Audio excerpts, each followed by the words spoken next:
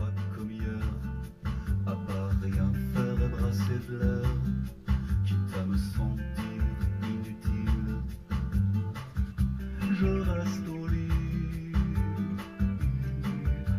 Alright, welcome to the greatest Axis and Allies game ever. Now I want to ask you a question. Why is Axis and Allies 1914 the greatest Axis and Allies game ever? Well, I will tell you.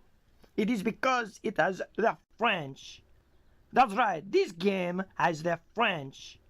And they are in the game and they can win, you see. And so I like this game, Axis and Allies 1914. It is so much better than the other Axis and Allies, which have no French in it, except for the one that does have the French in it. But then the French lose in that one, and I do not like that. Anyway, we are here to talk about Axis and Allies 1914, and we're going to decide how you can win the game as the Allies, because people say there is a perfect Central Powers strategy. Now I would like to introduce you to my friend Nigel, who will tell you all about the perfect Central Powers strategy. Nigel, welcome to this game of Axis and Allies 1914. So, let us discuss some broad strategies for the Central Powers, whom are regarded as being the underdogs, generally speaking. In the first place, the general consensus is that the only way the Central Powers can win the game is by combining the Germans, the Austro-Hungarians, and the Ottomans, otherwise known as the Turks. If these three powers combine their forces from the beginning and drive direct into the heart of Russia, the Russian economy is incapable of withstanding such a, shall we say, an aggressive assault. And of course, because Russia is immured here in the edge of the map, away from all the allies, such as the French, the Italians, and of course the British, and well, there's the Americans as well, the Russians have a very hard time of withstanding this kind of pressure. So, it would seem that any Central Powers player can guarantee himself he will win the game, provided he sticks to this script. So now, it must be remembered that the Austrian-Hungarians go first in the game. However, they are mandated to drive into Serbia. You can see Serbia right there as one of their opening moves. This means some of their forces from the beginning must drive into Serbia, and while Serbia is not difficult to subdue, as they were historically, the rest of the Austro-Hungarians can drive into Russia and immediately exert pressure upon the Russians. Now, there is an alternative strategy that has been discussed, which is to take some of the Austro-Hungarian forces and drive direct into Italy. But this has been regarded as generally an unwise strategy. Why is that, you may ask? Well, I will tell you. The reason that this is regarded as an unwise strategy is because the French can very easily reinforce Italy over the Alps, which are not featured on the map. This game has no terrain, but just for historical reference. The French can marshal their forces, considerable as they are, into the rear of Italy and reinforce any Italian positions in what is historically known as the Po Valley. Again, not an actual map reference, but for those of you that are familiar with geography. So, driving into Italy is regarded as an unwise move. Now, this is not to say that the Austro-Hungarians should not make threatening moves or posture or gesture against the Italians, but generally it is regarded that they should conduct most of their offensive maneuvers against the Russians. And the reason they need to do this is because the Russians will have to respond rather immediately. The Russians' biggest concern is this territory right here. You may notice it says Ukraine. Ukraine is an unfortunate space on the map of the Russians because it borders almost all other spaces in central Russia. The Russians have great desire to control the Ukraine so that they are not forced into a defensive position where they must control all the other surrounding territories. Now, once pressure has been exerted by the Austro-Hungarians, then the Russians get their turns and they have some distinct decisions to make, one of which is to reinforce the Ukraine or reclaim it, and the other is to reinforce Poland. And so the Russian player is beset by some severe choices, and one of those is to worry about the Ottomans. And you can see the Ottomans have not a substantial force as compared to the Germans, but nevertheless the Ottomans can drive up and cause the Russians some problems up in this direction. So, the Russians have to fend off the Turks, they have to defend against the Austro-Hungarians, and finally, most importantly, they have to defend against the Germans. The Germans, of course, are the Russians' biggest threat. They have a very large army, they have a large economy, and the Russians by themselves could not withhold against the Germans in a one-on-one fight, much less being concerned with the Austro-Hungarians and the Turks. Right, so we must ask ourselves, how is it that the Russians can withstand the combined might of these three empires? Well, the simple answer is they cannot. That's right, it cannot be done. The Russians cannot withstand an offensive drive by all three central powers simultaneously. So therefore, as the Allies, one must ask themselves the question, what is to be done? Well, there are rather two or three interesting alternatives. One alternative is to marshal the French, considerable as they are, and drive into Germany, or at least posture or threaten the Germans rather immediately.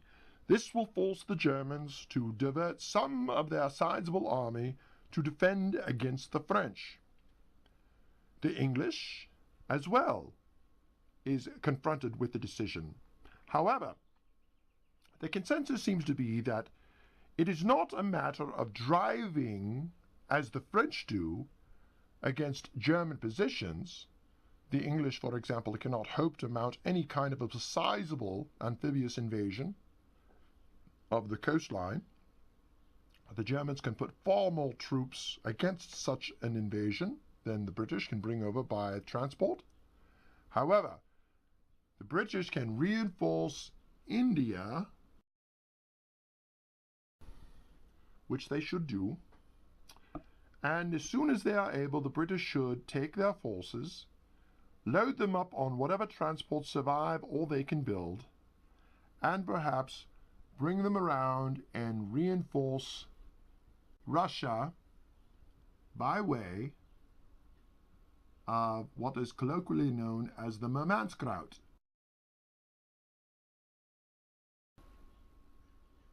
So, the main task of the Allies in this game seems to be to support the Russians against a three-pronged Central Powers attack on all fronts. Now, if the French exert pressure, if the Italians exert pressure, and if the British reinforce the Russians with as much as possible, and really to a large extent disregarding Africa, which should be considered a sideshow provided that the German forces aren't allowed to run rampant throughout Africa unopposed. And of course, to that point, the British have more than enough forces already in Africa to deal with the small German contingent there. The British by themselves should consider it their sole occupation in the game to reinforce the Russians by any way, means, all abilities. Now, the British in the Middle East can threaten Mesopotamia and give the Turks some considerable angst, and this is all right. Why? Because the Turks will not be able to drive into Russia so long as they are having to fend off the British.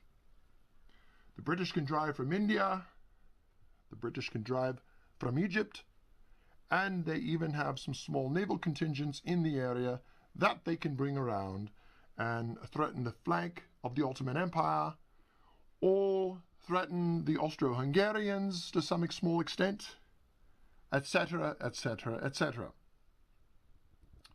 The British also have access to the Canadians, and they can bring the Canadians in, and they can either reinforce the French, reinforce England, shore up England against a possible German invasion, or simply replace those British units that have ventured off to support the Russians.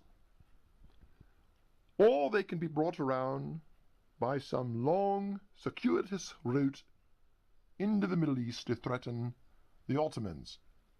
Any one of these options are fine in theory. I cannot say just yet which is the preferable option, but the point is that the British should not necessarily be tasked with joining the French on the continent in helping drive the Germans out of Alsace-Lorraine, the Ruhr, Belgium, and so forth. The French by themselves have well enough the ability to do that all alone.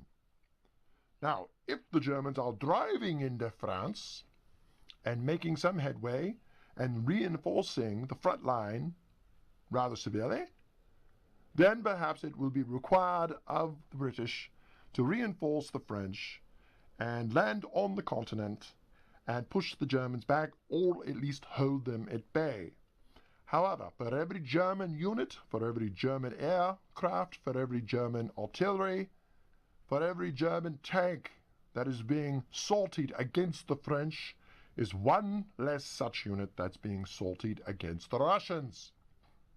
So, this is not necessarily a waste of British resources in such a case, but you'll have to weigh the situation as compared to how the fighting is going on the quote-unquote Eastern Front. Now, we have one more power to discuss in this game, and that is the Americans. The Americans do not come into the game until turn 4 or earlier if the Germans should attack them, but that shouldn't happen, and if it does, the game is already lost for the Central Powers. The Americans can bring sizable forces into the game, and one must ask themselves, what is to be done with the Americans? Well, that is an issue open for discussion, and it really kind of depends on how the game has evolved up to this point. Much depends on what the Germans are doing, and much depends on what the Austro-Hungarians are doing, etc. And so what to be done with the Americans depends largely on how the war is unfolding up to that point. The general consensus seems to be that the Americans should come into the theater and support the Russians, making the long trip if necessary, if the Russians appear to be on the precipice of faltering, or possibly the Americans could come into the Mediterranean, threaten the Austro-Hungarians from the rear, or even threaten the Turks, the Ottoman Empire, or possibly come and support the French if the French are threatened, or if the French are making headway, or if the Allies want to attempt a direct push into Germany itself. Any one of these options are plausible, and it really depends on what the Central Powers have accomplished up to this time. Now, if the Russians can hold out against the three-pronged attack by the Germans, the Austro-Hungarians, and the Ottoman Empire, a Central Powers defeat is inevitable. So, the Central Powers cannot win unless they throw the combined weight of their forces against the Russians, and all alacrity should be exerted to keep the Russians in the war. If the Russians fall, then it is only a matter of time before the Central Powers marshal their considerable forces, their considerable income, and turn around and drive back to the West and crush the other Allied powers one by one.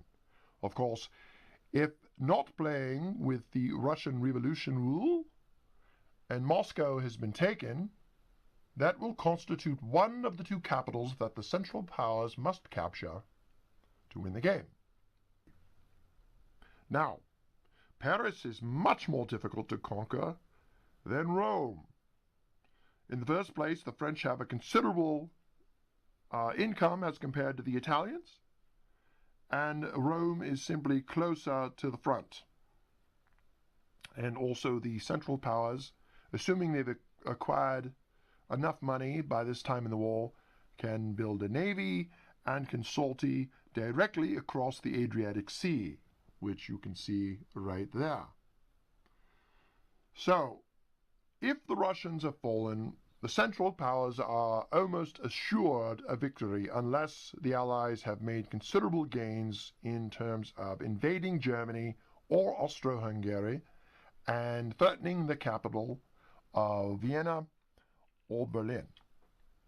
Well, it's unlikely that London will ever be taken, and of course, Washington, D.C. might as well be on Venus. So, the principal capitals after that are Rome and Paris. If the Central Powers achieve a tipping point in terms of economic superiority, then it's simply a matter of time before either Rome falls or Paris falls. A lot of turns will expire, and many pieces will be destroyed in the process, but defeat for the Allies is inevitable.